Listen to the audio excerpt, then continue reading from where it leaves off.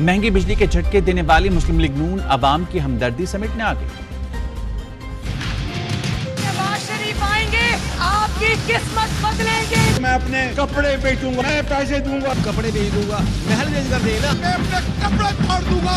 आप गलत कहते थे, महंगी बिजली नामंजूर।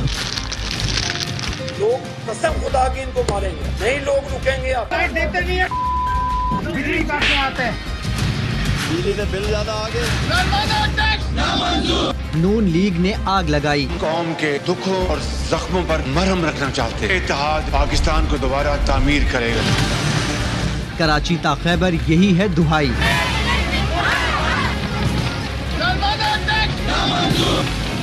अपने कपड़े बेचकर अवाम को रिलीफ देने के दावेदार शहबाज शरीफ अवाम को खुदकुशी पर मजबूर करके लंदन जा बैठे। होशरुबा महंगाई से परेशान शहरी बिजली के भारी बिल देख